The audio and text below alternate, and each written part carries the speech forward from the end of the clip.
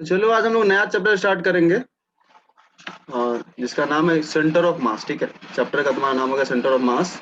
तो सबसे पहला चैप्टर का टाइटल है तुम्हारा सेंटर ऑफ मास।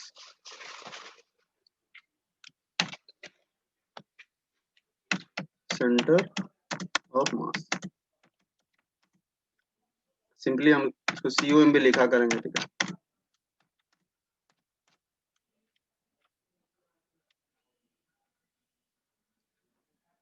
तो चलो सबसे पहला इसमें तो यही कि सेंटर ऑफ मास का डेफिनेशन, जैसा कि बोले भाई तुम लोगों को कि एटलीस्ट डेफिनेशन पढ़ के आने के लिए। तो अगर पढ़े हो कुछ भी, अगर तुमको फील आया या कुछ भी समझो तो जस्ट बोलो एक दो लाइन में कोई भी। सेंटर ऑफ मास का मतलब क्या? में ये इमेजिनरी पॉइंट होता है जहाँ पे मास ऑब्जेक्ट का पूरा मास कॉन्सेंट्रेटेड होता है। बिल्कुल सही, बिल्कुल सही, सही बोल रहे हो। बाकी मनीषा तुम कुछ ऐड करना चाहोगी इसमें और पढ़ी हो तो? नहीं भैया। चलो ठीक। तो देखो ये डेफिनेशन जो तुम बोले हो कि एक ऐसा पॉइंट है जहां पे पूरे सिस्टम का मास कंसंट्रेटेड होता हुआ माना जा सकता है। देखो यह चीज मतलब बोले तो सही है, बुक में लिखा हुआ रहता है, बट जब पढ़ोगे तो कुछ जगह पे तुम जाकर जब सोचोगे यह बात हर जगह सही नहीं है, इसलिए कुछ लोग इस डेफिनेशन को अवॉइड करते हैं। हम लेके चलेंगे जो कि लिखा हुआ बुक में तो सही है, बट हम ऐसे बोलना चाहेंगे, हम प्रेफर करेंगे, बट तुम्हारा भी डेफिनेशन सही है, बुक में भी लिखा होता है सही है, वो भी डेफिनेशन गलत नहीं है। हम ऐसे बोलेंगे कोई भी मेरे पास सिस्टम है, कोई भी मास है, मान लो बहुत सारा, ठीक है, बहुत सारा। सेंटर ऑफ मास एक ऐसा पॉइंट हम लोग डिफाइन कर रखे हैं, खुद से डिफाइन कर रखे हैं, उसका कोई प्रूफ नहीं है। एक ऐसा पॉइंट डिफाइन कर रखे हैं जो पॉइंट, जिस पॉइंट का अगर तुम मोशन पता कर लेते हो तो पूरे सिस्टम के मोशन के बारे में कुछ आइडिया तुम्हें मिल जाएगा। मतलब सिस्टम में तुम्हारा बहुत सारा मास है, एक ऐसा पॉइंट डिफाइन कर रखे हैं जिस पॉइंट का मोशन के बारे में अगर स्टडी कर लेते हो तो तुम पूरे सिस्टम के मोशन के बारे में तुम्हें ठीक ठाक आइडिया मिल जाएगा। जैसे मान लो सिंपल एग्जांपल लेते हैं, मान लो 3-4 आदमी है, मान लो हम हैं, तुम लोग वहां हो, 2-3 आदमी जुड़े हुए, ठीक है, जो भी सब लोग अलग अलग मोशन कर रहे हैं, तुम भी कर रहे हो, तुम भी कर रहे हो, तुम हम भी मोशन कर रहे हैं यहाँ पे, ठीक है, किसी तरीके से अलग अलग तरीके से मोशन कर रहे हो। हम क्या किए, इस 4-5 आदमी के बदले, इस 4-5 आदमी के बदले एक नया पॉइंट डिफाइन कर दी कि भाई इस 4-5 आदमी के मोशन को मत देखो, उस सिंगल पॉइंट के मोशन को देखो, और उसी से इस 4-5 आदमी के मोशन को तुम कुछ हद तक प्रिडिक्ट कर सकते हो, एक्सप्लेन कर सकते हो। वह पॉइंट सेंटर ऑफ मास है। क्विकली लिखो, हालांकि ये डेफिनेशन ज्यादा इंपॉर्टेंट नहीं, मैथमेटिकल डेफिनेशन ज्यादा इंपॉर्टेंट होगा। लिखो centre of mass is center of mass of a system. Center of mass of a system is defined as a point whose motion characterizes motion of entire system.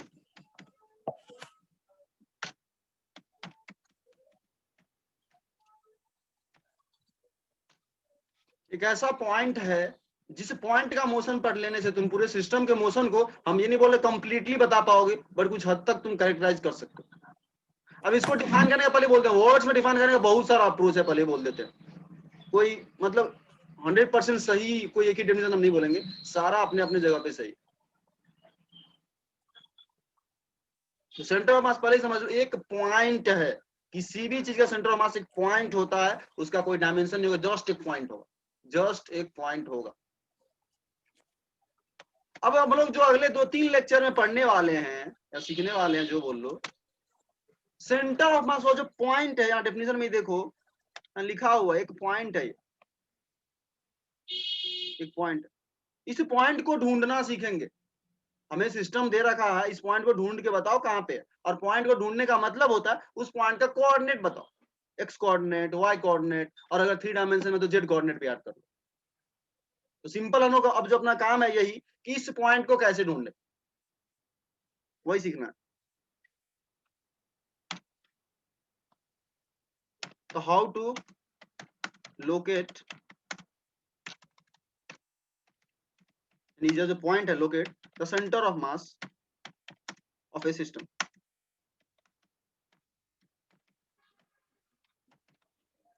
किसी system का centre of मास यानी वह जो एक point है उस point को locate कैसे करें, तो इसके लिए ही हम लोग मैथमेटिकली सेंटर ऑफ मास को डिफाइन कर रहे हैं, मैथमेटिकली।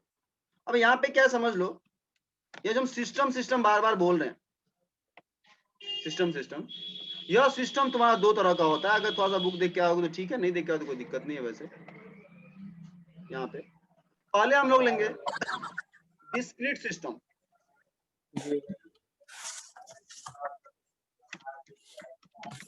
Discrete system,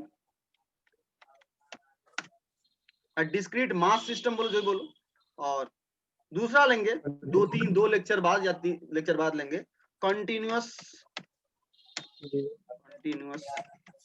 system.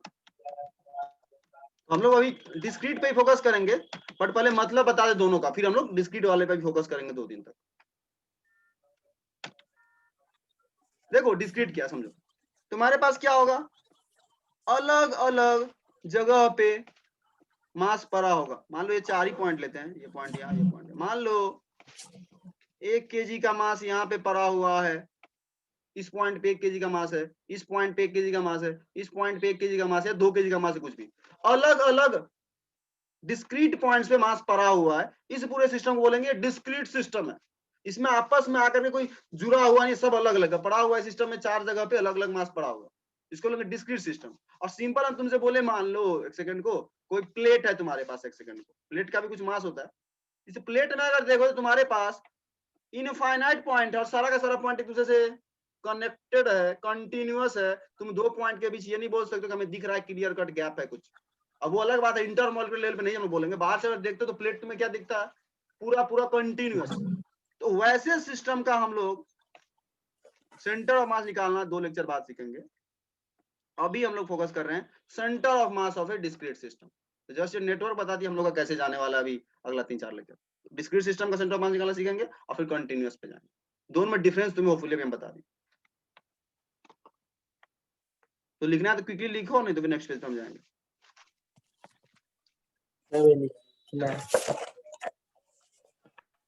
तो अपना आ जाएगा centre of mass of A discrete system. ये भी है, क्या हुआ? स्क्रीनशॉट नहीं किया। ओके ओके स्क्रीनशॉट नहीं किया। ओके ओके कोई नहीं।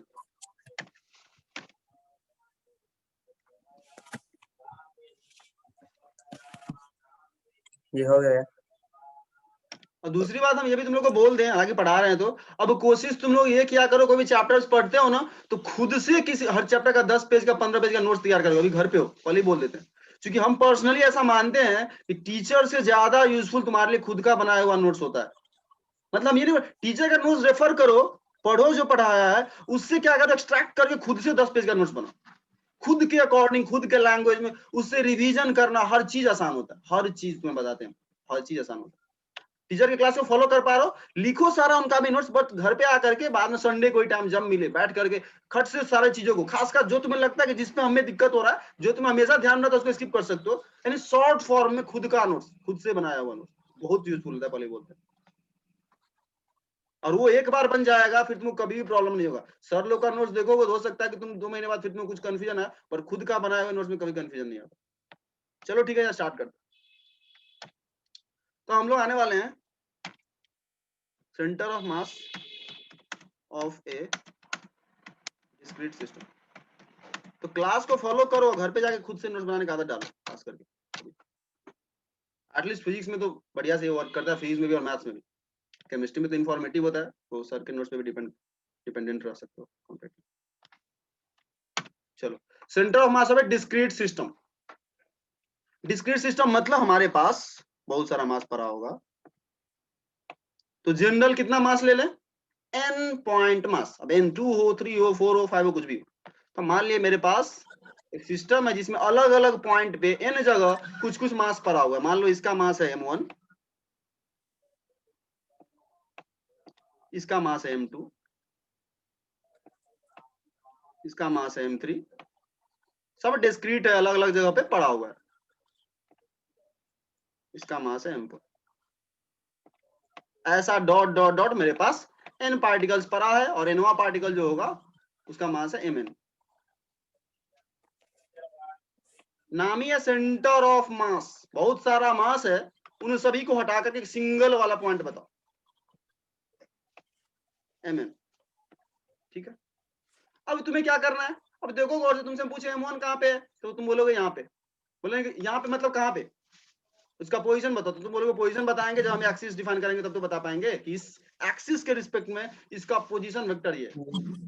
तो पहले इन सभी पॉइंट का पोजीशन बताओ, तो तुम क्या बोलोगे, बोलोगे एक्स एक्सिस ले लेते हैं और एक वाई एक्सिस ले लेते हैं और एक जेड एक्सिस ले लेते हैं। मोस्टली तुम दो ही एक्सिस में डील करोगे, बट हम जनरल अभी एक्सप्लेनेशन देना चाह रहे हैं, तो हम एक्स वाई जेड तीनों लेकर बताएंगे, x y z. Okay, actually उल्टा हो गया, राइट हैंड थंबनेल के अकॉर्डिंग नहीं है, बट ठीक है चलो कोई नहीं, जेड इधर हो जाएगा एक्चुअली मेरे डायग्राम के अकॉर्डिंग, वाई इधर हो जाएगा, और राइट हैंड थंबनेल को ध्यान रखना, बट उसको छोड़ो, एक्स वाई जेड है उस पे तो ज्यादा मत हो जाएगा, ठीक है। अरे यार ये जेड हो जाएगा फिर, सॉरी यार क्या कर दिए, सही कर रहे थे, ये जेड है, ठीक है। अब देखो तुम बोलोगे इस M1 का इस ऑरिजिन के रिस्पेक्ट में, तो कभी भी सेंटर ऑफ मास निकालते हो तो तुम्हारे पास कोऑर्डिनेट एक्सिस होना चाहिए, किसी पॉइंट को तुम लोकेट करोगे तो भाई किसी एक्सिस के रिस्पेक्ट में ही करोगे। तुम बोलोगे इसका पोजीशन वेक्टर ये है, परे हो वेक्टर में, इसको बोल देते हैं R1, इसका position vector R2 and so on, सबका अपना अपना पोजीशन वेक्टर है, हर पॉइंट मास का अपना अपना पोजीशन वेक्टर है। दो का लिख रहे हैं हम और लास्ट वाले का लिख देते हैं Rn, R1 R2 R3 R4 Rn, ये तुम्हारा Mn हो गया, जो भी बनाते चलना अगर समझ पा रहे हो तो कुछ नहीं लिया, अभी हम just system of n discrete particles या n पॉइंट मास बोलेंगे इसको, अलग अलग पॉइंट पे मास पड़ा हुआ है जिसका मास माने M1 M2 M3 and position vector से R1 R2 R3 up to Rn। तो मासेज मान ली M1 से लेकर Mn और उसका पोजीशन वेक्टर R1 से लेकर Rn। अब इन सभी को मिलाकर इन पूरे सिस्टम को हटाओ, हम एक सिंगल पॉइंट बताओ जो इस पूरे सिस्टम के लिए n डिस्क्रीट मास वाले सिस्टम के लिए सेंटर ऑफ मास का काम करता है। तो इसको हम मैथमेटिकली जस्ट डिफाइन कर रखे हैं कि अगर तुम्हें position vector of centre of मास निकालना है, यानी ये सही पोजीशन वेक्टर तुम्हें क्या पॉइंट्स का पता है, बट हमें क्या चाहिए एक इन सब से कोई अलग पॉइंट जो इन सभी के लिए सेंटर ऑफ मास का काम करता है, उसका पोजीशन वेक्टर निकालने के लिए क्या फॉर्मूला है, सिंपली बोला जाता है कि हर एक मास को उसके पोजीशन वेक्टर से मल्टीप्लाई कर दो, M1 R1 plus M2 R2 plus M3 R3, वो नहीं लिखने वाले हम, डॉट डॉट डॉट समझ रहे होगे sequence, plus dot dot dot सबसे लास्ट वाला mass Mn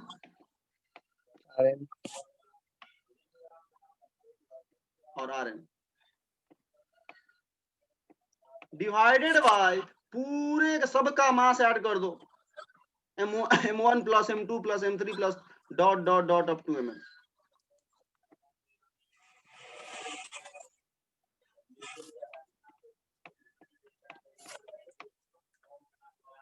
M2 plus dot dot dot मतलब पूरे हर चीज का मास ऐड कर दो, जितने ही पॉइंट मास है।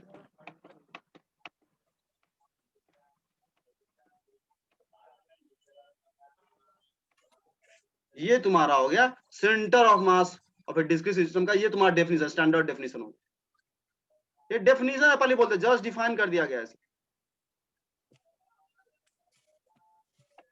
मेरी आता कैसे? देखो वही तो बोले डेफिनेशन है, पहले ही समझ लो, यह डेफिनेशन है, इसको कोई प्रूव तुम नहीं कर सकते, जस्ट डिफाइन किया गया इस पॉइंट को। और ये बात है समझो गौर से, इसको डिफाइन ऐसे ही क्यों किया गया, करने वाले ने आगे का चीज सोच करके किया था इसको, तुम जब आगे पढ़ोगे फिर तुम्हें समझ में आएगा यार इसी तरीके से लीनियर तरीके से क्यों डिफाइन किया गया, M1 R1 स्क्वायर क्यों नहीं डिफाइन किया गया। तो मतलब जो डिफाइन किया होगा, जब डिफाइन किया गया होगा तो डिफाइन करने वाला सिर्फ इसी को डिफाइन, उसको पूरा आगे का कहानी पता था, आगे कहानी सोच करके उसको डिफाइन किया, बट प्रूफ नहीं दिया गया, तुम यही क्यों ले रहे हो।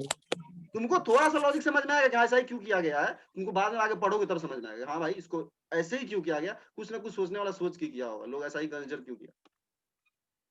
बट ये नहीं कि तुम इसको प्रूव कर सकते हो कि सेंटर ऑफ मास का कोऑर्डिनेट ये, तुम जस्ट बोल दियो कि एक ऐसा पॉइंट हम ले रहे हैं जिसका वैल्यू पोजीशन वेक्टर ऐसा होगा m1 r1 + m2 r2।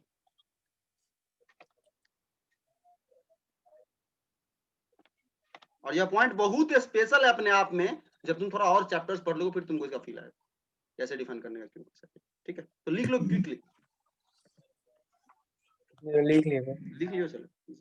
अब इसी को हम मैथमेटिकल लिखना चाहे कोई इसका खास मतलब रहेगा नहीं, सिग्मा एम आई आ रहा है, सिग्मा मतलब होता है एडिशन, फर्क पड़ता नहीं है, छोड़ दो, सॉल्व करने आना चाहिए। तो हम जबरदस्ती का नहीं लगा रहे वो मैथमेटिक्स, सिग्मा बुक में ला के लिखा रहता है, सिग्मा मतलब ऐड कर लो, एम आई आर आई को ऐड कर लो, छोड़ो हम नहीं लिखेंगे उसको, कोई मतलब नहीं है क्योंकि क्वेश्चन सॉल्व करने मतलब। अब यहाँ देख लो, अब इसी को अगर हमको अच्छे से लिखना तो हम डिफाइन यहाँ पे करेंगे, consider discrete system of n particles whose masses are m1 m2 mn respectively, position vectors are r1 r2 then the center of mass of the discrete system is defined as ये कर। तो वो language अगर एक दो line तुम लोग खुद से लिख सकते हो या बुक्स वगैरह में दिया रहता है तो उस पर टाइम नहीं करना, मतलब यही चीज को भाषा में थोड़ा लिख दो, मतलब समझ रहे हो ना, नोट्स ऑर्गेनाइज करने ये सिस्टम कंसीडर के समझ। चलो अब आ जाओ, तो यहाँ से देख के बताओ, पहला तो इसमें ये आता है, ये जो एक्सिस लिए हो, इस कोऑर्डिनेट एक्सिस को कैसे चूज कर रहे हो उस पे डिपेंड करेगा सेंटर ऑफ मास का कोऑर्डिनेट। भाई तुम यहां लिए हो, जो ही इसके कहीं और ले लोगे, मान लो तुम अपना एक्सिस, सबका आर वेक्टर चेंज हो जाएगा, सबका आर वेक्टर चेंज होगा तो r1 r2 सब चेंज होगा, फिर सॉल्व करोगे तो फाइनल आंसर तुम्हारा डिफरेंट आने वाला है, एग्जांपल से इलस्ट्रेट करेंगे इसको और फिर वो कंक्लूजन लिखेंगे। मान लो जस्ट एक सिंपल सा एग्जांपल, बहुत सिंपल सा, दो लेते हैं पॉइंट मास, सिंगल दो ही लेते हैं m1 और m2। मान लो एग्जांपल, मान लो इसका मास है 1 kg, इसका मास है 2 kg, वैल्यू लेके दे रहे हैं तुमको, और इन दोनों के बीच जो डिस्टेंस है, ये डिस्टेंस इन दोनों अलग अलग मास के बीच तो मान लो तुम्हें दिया गया है 4 मीटर। तुमसे बोला गया कि सिस्टम का सेंटर ऑफ मास कहां पे लोकेट करो, क्वेश्चन है, हम एक सॉल्व करके बताएंगे, समझ लेना इसको, ठीक है। तो देखो हमें सिस्टम दे रखा है, डिस्क्रीट है चूंकि अलग अलग पॉइंट पे मास पड़ा हुआ है, इसको मान लो m1, इसको मान लो m2, तुम्हें निकालना सेंटर ऑफ मास का कोऑर्डिनेट, पोजीशन मतलब कोऑर्डिनेट। तो सबसे पहला एक्सिस डिफाइन करो, सबसे पहला एक्सिस, तो एक्सिस कैसे लोगे, जस्ट हम एक रैंडमली ले रहे हैं, हम बोल रहे हैं कि चलो 1 kg वाले पे ही, ये 1 kg वाला जो है ना, इसी पे ही क्या करो, ले लो y और ये ले लो x, x y z भी ले लिया, एक सेकंड को z भी ले लिया, एक सेकंड, ठीक है।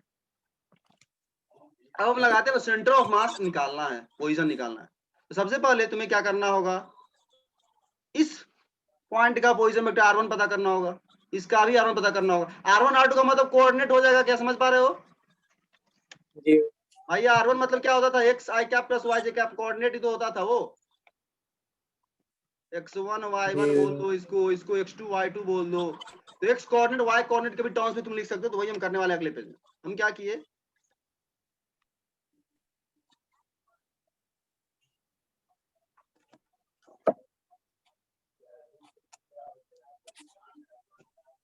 क्या किए, जो भी हमें पॉइंट्स दिया गया था उन सभी का कोऑर्डिनेट लिख लिया अपने सिस्टम के रिस्पेक्ट में। तो हम बोलेंगे 1 kg मेरा ऑरिजिन पे हो गया इस एक्सिस के रिस्पेक्ट में, तो इसका कोऑर्डिनेट कितना हो जाएगा, 0,0,0, अगर अच्छा 2 यहाँ पे सफिशिएंट होगा। 2 kg वाले का एक्स कोऑर्डिनेट कितना होगा, बोलोगे एक्स में ये 4 है, मेरे एक्सिस के रिस्पेक्ट में 4, y कितना होगा, y 0, z कितना होगा, z भी 0, क्योंकि जेड में भी सिर्फ एक्स एक्सिस पे ये पॉइंट तुम्हारा, तो वाई जेड 0 होगा और एक्स तुम्हारा कोऑर्डिनेट 4 होगा। अब सिंपली तुम फॉर्मूला लगा दो, ये तुम्हारा हो गया इसका r1, इसका हो गया r2। हम बोल रहे हैं क्या निकालना, सेंटर ऑफ मास। क्या निकालना है, सेंटर ऑफ मास। तो हमें सेंटर ऑफ मास का एक्स कोऑर्डिनेट पे निकालना होगा, वाई कोऑर्डिनेट पे निकालना होगा, जेड कोऑर्डिनेट पे निकालना होगा। फिर तीनों को लिख देंगे, बोल देंगे ये कोऑर्डिनेट सेंटर ऑफ मास का। समझ रहे हो, हम आर नहीं निकाल रहे, निकाल रहे, वाई निकाल रहे, जेड निकाल रहे, तो फिर आर तो निकल ही जाएगा, एक्स आई कैप प्लस वाई जे कैप प्लस जेड के कैप लिख करके। तो इसलिए हम निकाल रहे हैं, यहाँ लिखेंगे x coordinate of centre of mass is equal to formula होगा m1 x1, सिर्फ x में काम कर रहा है, m1 x1 plus m2 x2, दो ही मास है तो यहीं तक जाएंगे, डिवाइडेड बाय क्या होगा, m1 plus m2 m1 plus m2। m1 बिल्कुल, ये x कोऑर्डिनेट हो गया, m1 m2 x1 x2 को सब पता है। सिमिलरली y कोऑर्डिनेट में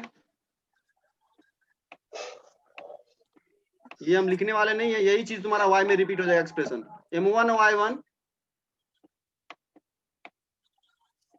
m2 y2 m2 y2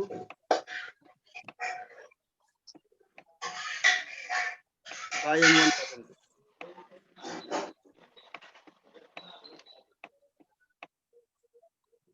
similarly z coordinate हो जाएगा, सेम एक्सप्रेशन रिपीट होगा। पहले ये दो कोऑर्डिनेट निकालते हैं। m1 x1 पहला मास है मेरे पास, इसको मान लो m1 तो 1 kg, और x1 मतलब इसका x कोऑर्डिनेट, तो 1 into 0 प्लस दूसरा मास है 2 kg, उसका x कोऑर्डिनेट, सिर्फ x में कैलकुलेशन कर रहे हैं, 4 है, divided by m1 plus m2 2 1 3 kg, लिख दे डायरेक्ट, क्या आ गया, x coordinate centre of mass is equal to 8 by, y कोऑर्डिनेट निकालो क्विकली, दोनों का y 0 है, तो भाई 1 into 0 प्लस 2 into 0,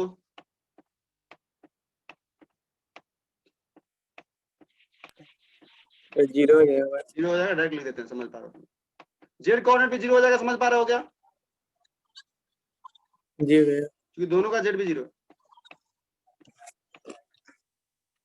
सीधा लिख रहे हम 0, m1 z1 plus m2 z2 m1 plus m2 0 0। तब यहाँ ध्यान दो, तो तुम्हारा क्या आ गया, इसलिए बोलोगे सेंटर ऑफ मास का कोऑर्डिनेट आया मेरे पास, x कोऑर्डिनेट 8/3,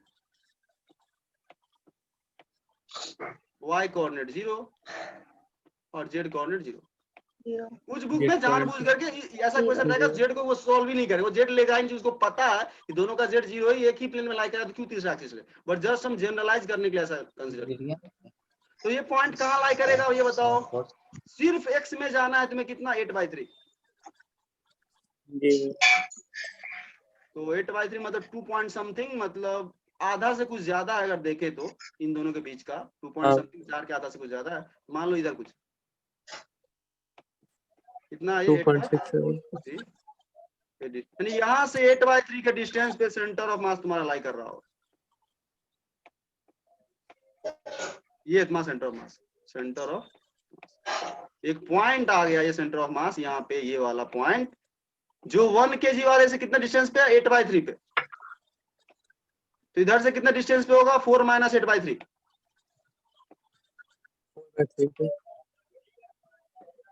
जस्ट देखो यह सेंटर ऑफ मास 2 kg के ज्यादा करीब है या 1 kg के ज्यादा करीब है, जस्ट डिस्टेंस से देखो तो 2 kg। तो इसीलिए ध्यान रखना, जो हेवियर मास होता है ना, उसके तरफ शिफ्ट होता है सेंटर ऑफ मास। अगर तुम इस 2 kg को 5 kg कर दो और सॉल्व करो, ये सेंटर ऑफ मास इधर खसकेगा, इधर आते जाएगा, इसको 10 kg कर दो और करीब आएगा, तो सॉल्व करना और वैल्यू निकालना, 5 चीज लेकर तुमको दिखेगा ये सेंटर ऑफ मास, फिर आगे खसक गया। तो सेंटर ऑफ मास जो है वो लाई करता है close to the heavier mass, heavier mass की तरफ वो तुम्हारा लाई करता है। ये कैलकुलेशन से मतलब निकाला हुआ रिजल्ट है, मतलब कुछ ऐसा नहीं, तुम सॉल्व करो, तुम्हें पैटर्न खुद ऑब्जर्व कर सकते हो, क्या जिसका मास ज्यादा होगा उधर की तरफ शिफ्ट होता है, क्योंकि कुछ होगा नहीं, देखो ये फॉर्मूले में क्या होगा, जिसका मास ज्यादा होगा उसका वेट ज्यादा होगा, जो प्लस m2 उसका मास करोगे तो उसके करस्पॉन्डिंग उसका वैल्यू उधर की तरफ ज्यादा शिफ्ट होगा, तो मैथमेटिकल है ये ऑब्जर्वेशन। अब यार जस्ट ध्यान दो, कोई बोलेगा, क्या ध्यान देना, गौर से समझना, ये 8/3 है और ये डिस्टेंस कितना होगा, क्विकली बोलो, 4/3, 4/3 होगा क्या? ओके 4/3 होगा, टोटल 4 है। हम ये बोल रहे हैं अभी तुम सॉल्व किए तो कोऑर्डिनेट आया 8/3 इसका एक्स कोऑर्डिनेट। कोई बंदा अगर मान लो यहाँ पे 2 kg वाले पे अपना एक्सिस डिफाइन कर लेता, यही क्वेश्चन करता, 2 kg वाले पे अपना एक्स और वाई ले लेता है सेकंड, कहीं भी तुम ले सकते हो कोऑर्डिनेट एक्सिस वाले बोलते हैं। तो क्या यह सेंटर ऑफ मास का कोऑर्डिनेट चेंज होता? नहीं कोऑर्डिनेट चेंज होगा, पहले समझ लो होगा क्या, समझो इसको हटाते रुक जाओ। ये लिख लियो क्या? स्क्रीनशॉट क्विक नहीं भैया लिख रहे। अच्छा लिख रही हो क्या? जी भैया थोड़ा सा। ओके लिख लो क्विकली लिख लो, कोई दिक्कत नहीं, लिख लो टाइम है, कोई दिक्कत नहीं, हो जाएगा।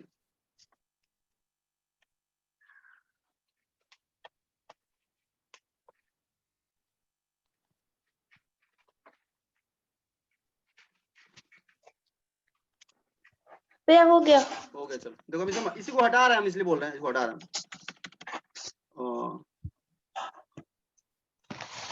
चलो नेक्स्ट पेज में नहीं, इसी पे बताएंगे तो ज्यादा सही रहेगा। रुक जाओ, देखो गौर से समझना इस चीज को। हम क्या बोले तुमको, मेरा एक्सिस अब यहाँ है, 2 ही एक्सिस ले रहा है, हमको पता है जेड में किसी का भी कोऑर्डिनेट नहीं है, तो उसमें सॉल्व करने का कोई फायदा है नहीं, 0 ही आने वाला। अब तुम खुद देखो होगा क्या। अब तुम जब यहां से सॉल्व कर रहे थे तो इसका कोऑर्डिनेट था 4 0, अब यहां जब सॉल्व करोगे 2 kg का कितना हो जाएगा कोऑर्डिनेट, वो ऑरिजिन पे लाई कर रहा है 0 0, और इसका कोऑर्डिनेट कितना हो जाएगा 1 kg का। अगर हम ये एक्सिस के रिस्पेक्ट में देखें तो कितना होगा बताओ, तुम लोग फॉलो कर पा रहे हो कि नहीं, बोलो। इस नए एक्सिस के रिस्पेक्ट में हम बोले तो हम बोलेंगे 2 kg ओरिजिन पे लाई कर रहा है, तो उसका कोऑर्डिनेट 0 0 होगा। जिस एक्सिस पे लोगे उसके रिस्पेक्ट में तुम सबका कोऑर्डिनेट लोगे, पहले ही समझ लो। तो जो ही तुम एक्सिस चेंज किए सब 1 kg 2 kg